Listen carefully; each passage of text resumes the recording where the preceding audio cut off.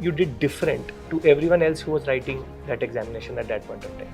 So how did you stay motivated between attempts? So internal motivation should be there, and another point I feel is the determination to crack UPSC, and I combined both. I balanced it out, both the aptitude and comprehension part. This journey of UPSC Unacademy helped me a lot. Unacademy. Let's crack it. Hello and welcome to Unacademy, the one-stop solution for a UPSC aspirant. Today we have the privilege of having Dr. Dharani, who has secured the rank 250 in the UPSC CSE 2023 examination. This video is going to be about her inspirational journey and choosing history as an optional, and we'll also talk about what are the strategies she followed. There are multiple very interesting aspects which has made her journey very, very unique. And I would love to start this conversation with you, ma'am, by asking you, what is your background and why UPSC? So I did my dentistry, and after dentistry, seeing the effort of COVID warriors, I got this idea to go into UPSC. Hats off to you, ma'am. Thank you, sir. So, ma'am, as a UPSC aspirant, there are multiple things which generally trouble a student. Firstly is demotivation, and with regards to how should the timetable be.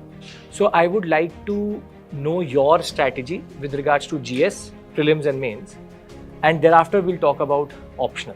Okay, sir. Please, ma'am. So firstly, the demotivation. I think every UPSC aspirant should have that internal motivation, sir, to go into UPSC, because other people's motivation can't make you study 12 hours a day straight. True. For like 4 years. It's been a 4 years journey for me, for 5 years actually. Right. So internal motivation should be there. And another point I feel is the determination to crack UPSC. You should not get disheartened. So that demotivates you very much. If you're so determined, then your parents will also help you in this journey. And that is one thing that I feel very important. Another one important aspect is the discipline that we have. Each and every day we have to read the current affairs, we have to finish the newspapers. So discipline is very important. So ma'am, looking at your timetable, for example, how did you place your prelims preparation, mains preparation? For example, how many hours did you put into a certain subject, and over the year, how did you chalk out your timetable that way? So firstly, when I was giving my first attempt, it was an integrated preparation. I was studying for prelims, mains and interview at the same time.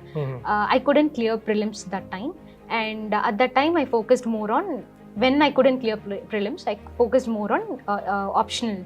So I read all the standard books at that time, and then I started preparing for prelims. 6 months before the second attempt, whole I dedicated for prelims, but I couldn't clear because of CSAT. CSAT was very low at that time. It has turned out to be a nightmare now. Yes, sir, yes, sir. And the next attempt, I focused more on prelims only. So those months I focused more on prelims and CSAT, and comprehension was also a very difficult part for me.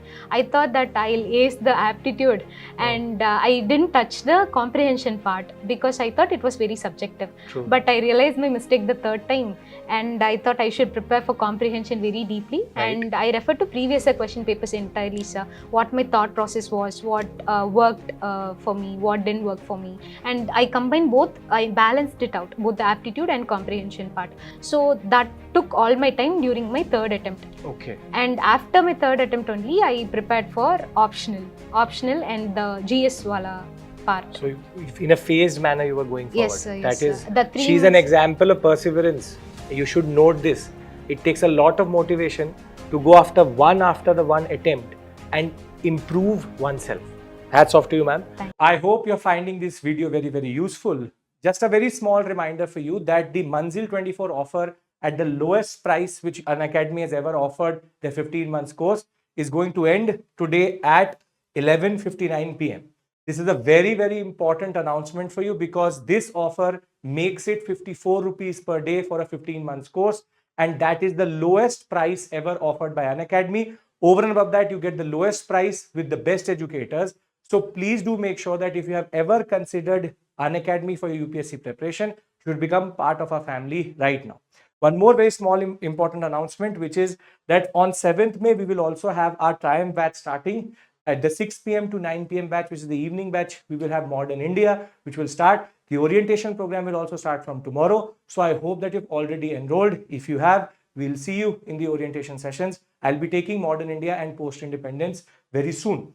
Ma'am, in your journey generally, how did Unacademy help you? So firstly, I didn't answer the timetable part.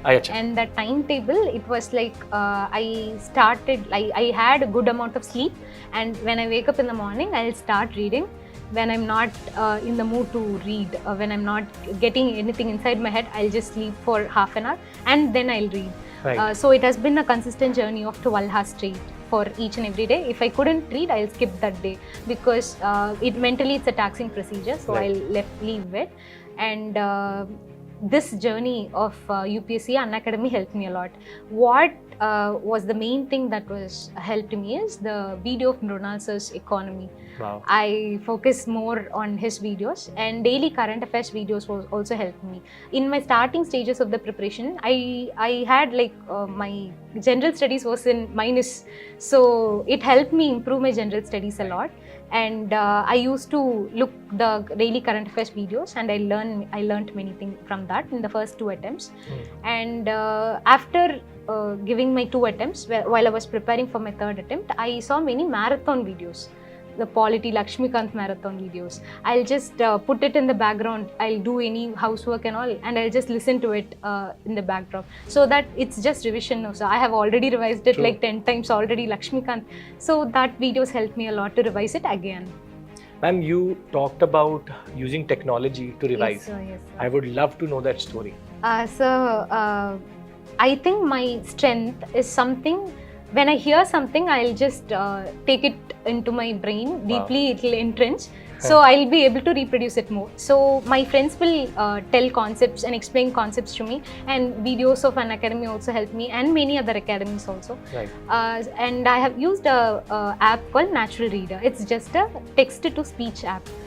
So if we put a PDF into it, it will just give it as a speech. So if after finishing my prelims papers, the answer sheet would be very long, like 20-22 pages in the PDF. If I put it into that Natural Reader app, then it will just cut it to 2 hours. So I'll just hear it for 2 hours.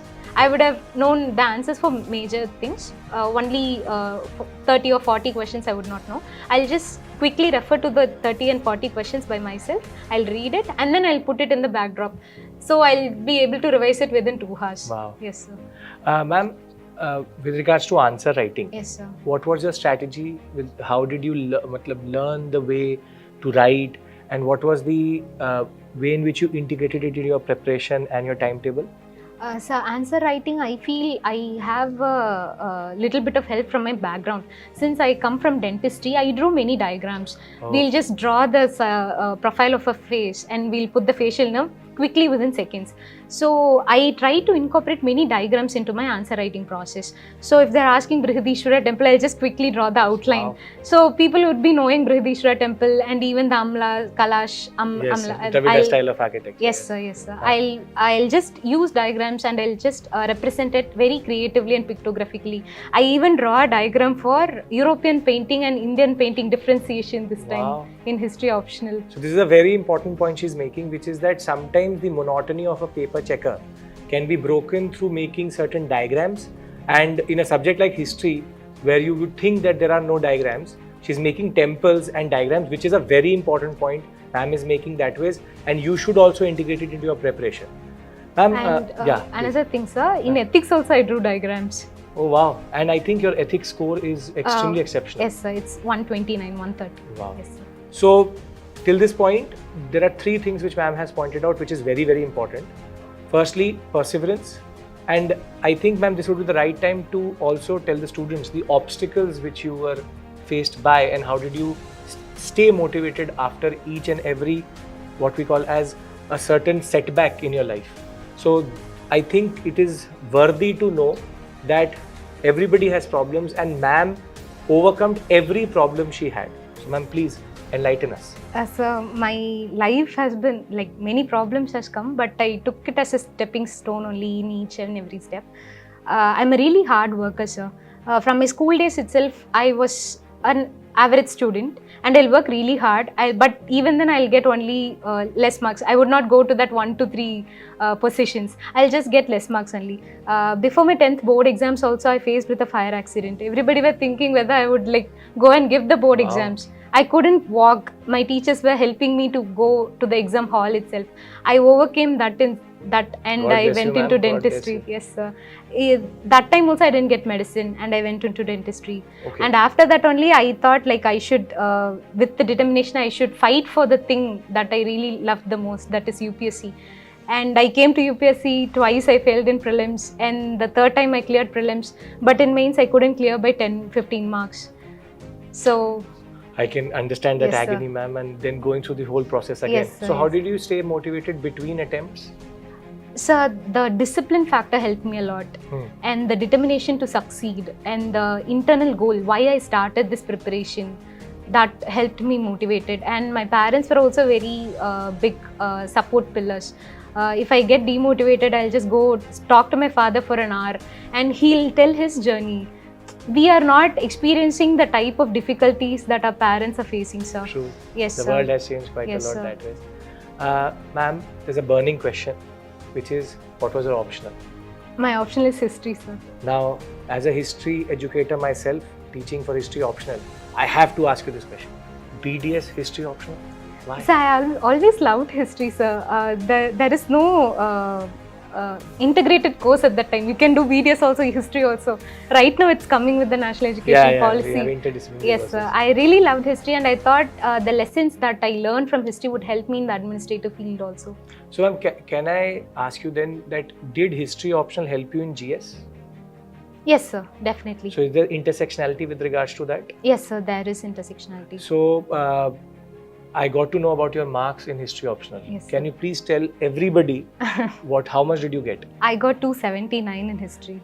Which is exceptional. So, ma'am, for history optional, what would be the strategy? And if a student is, for example, preparing for history optional, does he need to go for GS preparation separately, or he can rely on the fact that he's a history, or he or she is a history optional student, and over and above that, with an exceptional score like that, what is that you did different to everyone else who was writing that examination at that point of time? So I studied books in the first attempt, but the first attempt of mains, Right. but I couldn't replicate it much. So I just stuck to the toppers notes and another institute I referred. So I stuck to those notes only for history, because I'm not a history graduate, so I couldn't read each and every book, but I could easily replicate the important points. So it's articulation. You were not able to put your what you had learned onto paper, which is answer writing. That Yes. you overcome in the first attempt. Yes, sir.